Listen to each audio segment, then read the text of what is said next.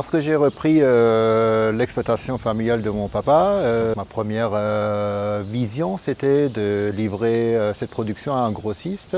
Les 2 premières années ça s'est bien passé, sauf que doucement on a commencé à grignoter un peu sur le prix, on a grignoté un peu sur la classification de la matière première et ça s'est dégradé de plus en plus. Simplement, je faisais un produit qui était destiné à un grossiste et je n'en voyais pas, en fin de compte, la finalité pour le consommateur. À cette époque, j'étais déjà un peu, où j'avais l'impression d'être avant-gardiste. Je préférais aller chercher, faire mes courses chez les paysans du coin, pour éviter d'acheter des tomates qui viennent de Hollande ou qui viennent du Maroc ou je ne sais d'où. Mais c'est vrai que lorsque je regardais un peu autour de moi, on me traitait un peu de farfelu, on me disait il est un peu fêlé, il fait ses courses bizarrement, il roule à vélo. J'en ai parlé au pays, où je me suis dit peut-être je vais avoir un écho favorable. Voilà. À l'époque, c'était en 2014, quand j'étais au CM1, la prof nous avait fait un cours sur l'alimentation saine. Qu'est-ce que ça pouvait me saouler et elle nous avait demandé de faire un exposé sur ça. C'était pas du tout intéressant. En plus, j'avais eu une très mauvaise note. Et puis à la cantine, ils faisaient des animations sur ça. Oh là là, moi je préférais aller faire les courses avec ma maman au supermarché. Et surtout manger des bons McDo. Je me trouvais dans une situation un peu délicate avec mon grossiste. Ça ne me plaisait plus du tout à faire ce métier-là, donc produire pour un peu rien. Et donc, par un détour à un stand du pays Bruges Motique Piémont, j'ai vu qu'effectivement, l'une des idées de travail était les circuits courts. Et c'est là qu'il y avait un attroupement important devant ce stand et j'ai écouté. Je me suis dit, tiens, pourquoi pas moi aussi faire une production destinée directement aux consommateurs. Nous avons créé un petit magasin de vente dans la maison familiale donc pour vendre des produits.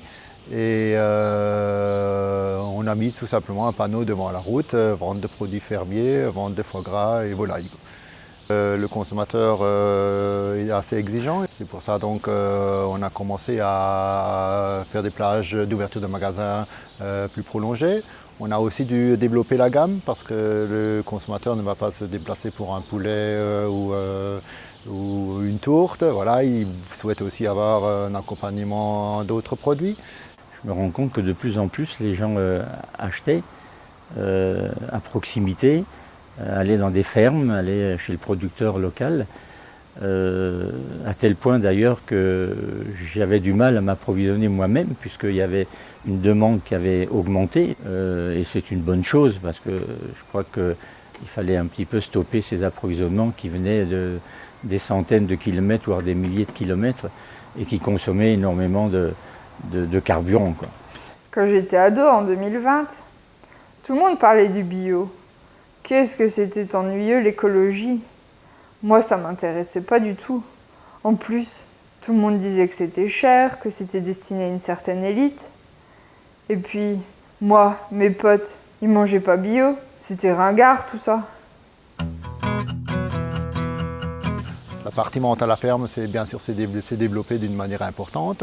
La vente par Internet, la vente par les commandes par email, l'e-commerce s'est fortement développé.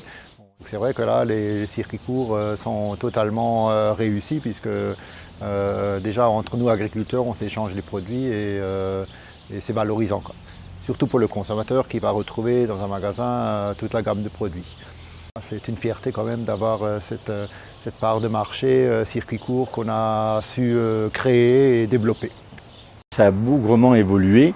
Je suis assez content parce que je me rends compte que tous mes voisins maintenant de plus en plus vont vers ces producteurs locaux ou vers les grandes surfaces qui maintenant aussi de plus en plus ont des rayons réservés à la production locale. Je crois qu'ils ont été obligés de répondre à la demande. Donc je suis un peu fier, un peu de moi-même, entre guillemets, d'avoir été un peu précurseur en 2014. Je me rends compte que ce système d'approvisionnement dont je suis fier a fait tache d'huile et j'en suis fortement content. En 2040, à la naissance de mon fils, Je voulais ce qu'il y avait de meilleur pour mon bébé. Je me suis donc tournée vers le pays Bruges-Mossic-Piémont qui m'a mis en relation avec les producteurs et notamment une productrice de petits pots. J'y suis allée et j'ai tout de suite été convaincue. La qualité était là et le prix aussi. Désormais, avec mes copines, nous y allons toutes les semaines. En plus, on y va en covoiturage. C'est vraiment sympa. Toute la famille s'est mise au circuit court. Et maintenant, vous pouvez retrouver les bons plans d'Aurélie sur mon blog.